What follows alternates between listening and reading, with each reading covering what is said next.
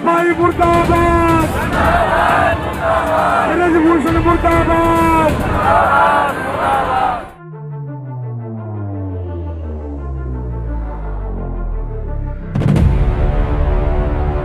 नमस्कार, आप देख रहे हैं पढ़ना की पड़ताल।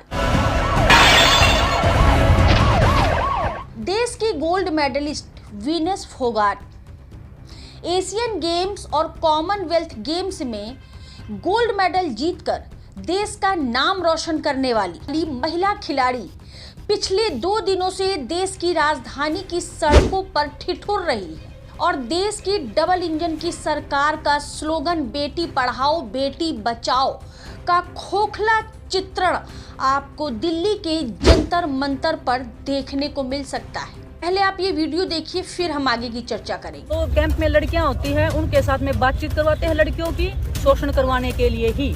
और अध्यक्ष जी ने खुद पता नहीं कितनी लड़कियों का शोषण किया आज तक। इतना मेंटल टॉर्चर हुई थी कि मैं मरने तक की स्टेज तक चली गई थी। मैं हर दिन खुदकुशी करने की सोच रही थी। कुछ हो जाता है, मेरी फैमिली क्या करती है, मतलब मेरे बाद कौन जिम्मेदारी लेता है इस चीज की। और मैं आज भी बोल रही हूँ, अगर किसी भी खिलाड़ी को कुछ भी हो गया रेसलिंग में, तो प्रेसिडेंट, देश जो हमारे रेसलिंग प्रेसिडेंट है वो जिम्मेदार रहेंगे, हमारी फेडरेशन जिम्मेदार होगी। यहाँ पे जो लोग लड़कियां बैठी हैं उसमें से 1-2 लड़की के साथ भी ये घटना हुई है। कम से कम मैं 10 से 20 लड़कियों के नाम बता सकती हूँ नेशनल कैंप में, जो मैंने आज तक 10 सालों में जो देखा, जिन्होंने अपनी स्टोरी मेरे को बताई है। तो हमारे पास धमकी आती है छोटी छोटी चीजों के लिए कि आपको जान से मरवा। देखा आपने ये वीडियो, उनका दर्द भी सुना, उनकी पीड़ा भी सुनी। दरअसल वीनस फोगाट देश की राजधानी दिल्ली के जंतर मंतर, जो कि पीएम आवास और कार्यालय से मात्र 1 किलोमीटर की दूरी पर है, वहां पर पिछले 2 दिनों से धरने पर हैं। इस धरने में ओलंपिक, एशियाई और राष्ट्रीय मंडल के स्तर के खिलाड़ी जो देश के लिए पदक जीत कर लाते हैं, देश का मान बढ़ाते हैं, वे सभी खिलाड़ी उनके साथ धरने पर बैठे। दरअसल ये धरना भारतीय कुश्ती संघ के अध्यक्ष और भारतीय जनता पार्टी से यूपी के कैसरगंज के सांसद ब्रजभूषण शरण सिंह के ऊपर महिला खिलाड़ियों के ऊपर यौन शोषण के खिलाफ धरने पर बैठी हैं। काहे भैया चौंक गए? चौंको नहीं। दरअसल इन महिला खिलाड़ियों ने किसी सड़क छाप रोमियो पर यह आरोप नहीं लगाया। यूपी में आज की तारीख में कोई बाहुबली सांसद है तो वो हैं ब्रजभूषण सिंह।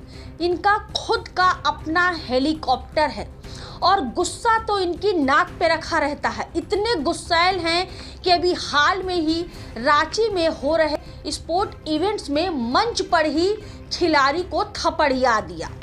वो वीडियो सोशल मीडिया पर पिछले दिनों सोशल मीडिया पर जमकर वायरल। दरअसल देश की महिला पहलवानों ने ये आरोप सरकार पर है, जो पिछले 8 सालों से बेटी पढ़ाओ और बेटी पटाओ, पटाओ नहीं, टंग स्लिप, बेटी पढ़ाओ। वैसे ये टंग स्लिप तक तो ठीक था, लेकिन यदि वास्तविकता पर नजर डालें तो भारतीय जनता पार्टी में जो सांसद और विधायक हैं, यदि उनके चरित्र का चित्रण करें तो ये टंक स्लिप वाला स्लोगन बिल्कुल उन पर सटीक बैठता है भैया। बाहुबली की छवि रखने वाले भारतीय जनता पार्टी के ये संसद के माथा के ऊपर सत्ता का नशा चढ़ गया है। अब मैं आपको एक और वीडियो दिखाती हूँ, छोटा क्लिप है लेकिन देख लीजिए। मांगो इस देश से, माफी मांगो सोनिया गांधी आदिवासियों से, माफी मांगो। ये वीडियो बहुत पुराना नहीं है, अभी हाल में ही हमारे देश की महिला राष्ट्रपति द्रौपदी मुर्मू जी को एक नेता ने गलती से कुछ गलत एक शब्द बोल दिया था, तो भारतीय जनता पार्टी की सरकार में केंद्र में महिला बाल विकास मंत्री स्मृति ईरानी ने चीखम चिल्ली मचा दिया था। अभी आपने वीडियो में देखा, एक दिन संसद कार्यकाल ठप पड़ा और पिछले 2 दिनों से भारत की महिला पहलवान जो देश को गौरव महसूस करवाती हैं, जो देश की आन बान शान है, वो दिल्ली की सड़कों पर अपनी अस्मिता की सुरक्षा के लिए ठिठुर रही हैं और महिला बाल विकास मंत्री गहरी नींद में है। पूछोगे नहीं काहे? काहे कि भैया जाना तरक काहे ऐसे नहीं की बोलत काहे कि ई सांसद जी इन्हीं के पार्टी के हवन भैया। अब बड़ा बाहुबली, बड़ा पावर, अरबों के संपत्ति स्मृति ईरानी अपन मुंह में ताला लगा के सुतल बारी। क्या इन शेरनियों की दहाड़ सत्ता के कान तक पहुंचेगी? और अब की बार तो इन महिलाओं ने सीधा पीएम से सवाल कर ताल ठोक दिया। शेरनियों ने देश के सर्वोच्च न्यायालय से सीधे मदद की गुहार लगाई है। पहले आप ये छोटा सा क्लिप देखिए, फिर हम आगे की चर्चा करते हैं। शर्म के साथ मैं बोलना चाहूंगी कि हिंदुस्तान जैसे देश में अगर हम जैसी लड़कियों के साथ ऐसे होगा तो हिंदुस्तान में मैं सोच रही हूँ कि हिंदुस्तान में कोई भी नॉर्मल महिला किसी भी जगह पे सुरक्षित नहीं है। मैं ये एक विश्वास के साथ कल को बोल पाऊंगी कि इस देश में एक बेटी पैदा नहीं होनी चाहिए। हम इस्तीफा ना चाहते हुए फेडरेशन को भंग करना चाहते हैं, क्योंकि जो स्टेट की जो संघ है, कुश्ती संघ जो स्टेटों के हैं, उनमें भी सभी उन्हीं के लोग बैठे हैं जो उन्हीं के इशारे पे काम करते हैं। अभी मीटिंग में सिर्फ आश्वासन ही दिया गया है, ऐसा कोई ठोस हमें नहीं बताया गया कि हाँ हम कोई ठोस कदम लेंगे या कोई एक्शन लेंगे। बस आश्वासन दिया गया है, लेकिन उस आश्वासन से हम खुश नहीं हैं। सबके साथ कुछ ना कुछ हुआ है। आपने देखा क्लिप, जो प्री मीटिंग हुई उससे ये महिला खिलाड़ी संतुष्ट नहीं है। देखिए, सवाल सिर्फ इन महिला पहलवानों पर नहीं है।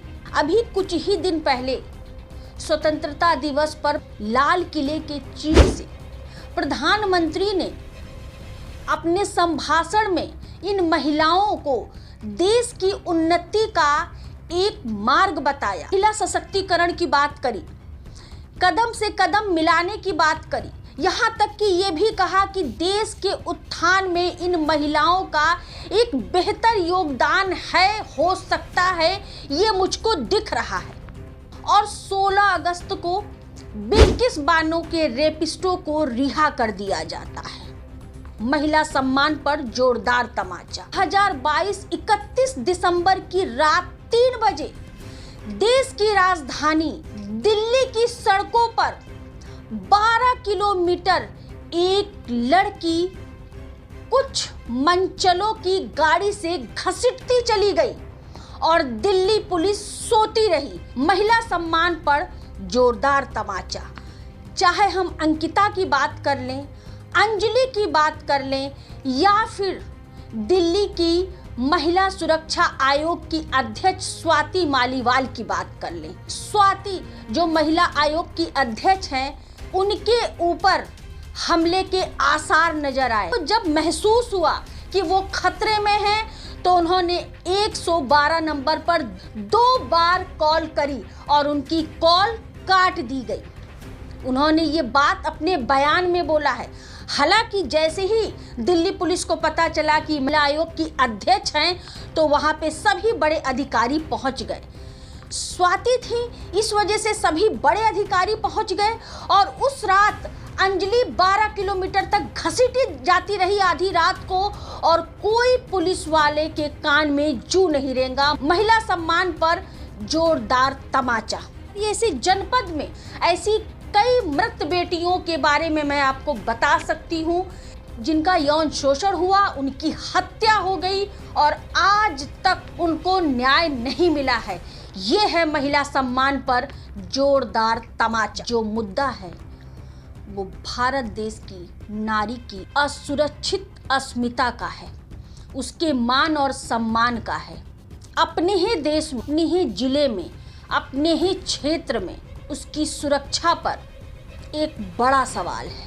आपका इस मुद्दे पर अपने क्या विचार हैं, मुझे कमेंट बॉक्स में जरूर लिखिएगा। दोस्तों, यदि आप चाहते हैं कि मेरी आवाज़ यूं ही निष्पक्षता और बेबाकिता से उठती रहे, सत्ता के कानों तक आम जनमानस की आवाज़ पहुंचाती रहे, तो मेरे YouTube चैनल बोलती आवाज़ को सब्सक्राइब करें, मेरे वीडियो को ज़्यादा से ज़्यादा शेयर करें। मेरी आवाज़ बने, मेरी ताकत बने। नमस्कार।